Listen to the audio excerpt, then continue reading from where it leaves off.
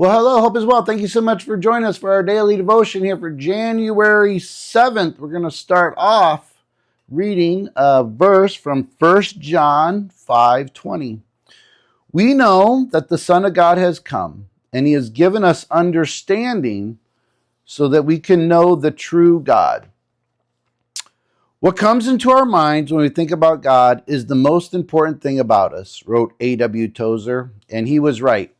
If you've been around Deep Rivers Church much, you know that I am a big fan of that line. I've quoted that line so many times. It's probably one of my favorite lines of all of literature because I think it's true. So I read it again. What comes into our minds when we think about God is the most important thing about us.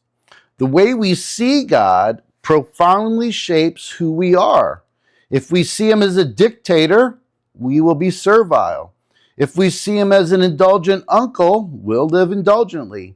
If we think he's a vocal speaker, we'll listen. But if we think he's silent and obscure, we'll shut our ears to the possibility of hearing him. If we believe Jesus is coming soon, we'll prepare. But is he coming to rapture us away to heaven? Or are we meeting him in the sky as he comes to prepare and establish his kingdom here on earth?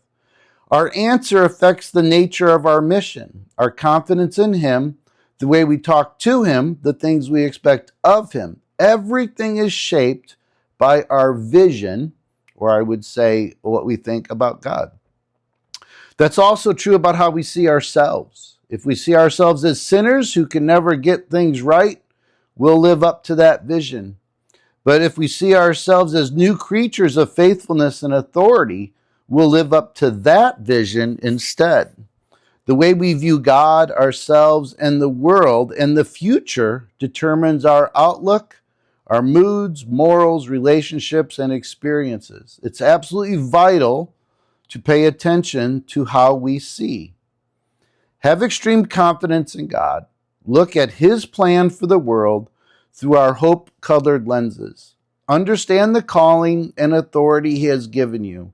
Insist on seeing truth, letting his Spirit give you his eyes. Look for his presence with the expectation of sensing it. That's the key. It's because you know he's a God who comes to his people. In every area of life, develop your vision. You may be surprised by what you see.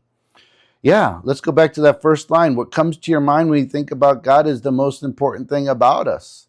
And if God is one who's silent, then or far away, obscure, then it's really going to be hard to sense his presence. And again, how you see yourself. Do you see yourself as a sinner, or do you see yourself as a forgiven and holy saint? So our mindset is just huge in this conversation. I read this one line again. He has given you, understand the calling and authority he has given you. Insist on seeing truth, letting his Spirit give you his eyes. Look for his presence. That's the word.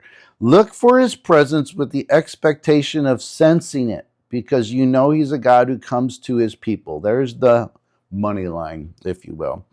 So here's the short prayer. Lord, let me see you, myself, other people, the world, the future, all things the way they really are. Radically shape me from within according to truth. I'd say this. Lord, let me see you, myself, other people, the world, the future, and all things as you see them as well, as they really are, and as you see them. They're the same thing. And then radically shape me from within, that's inside, according to this truth. So again, thanks so much for joining us. Take care. God bless. Bye.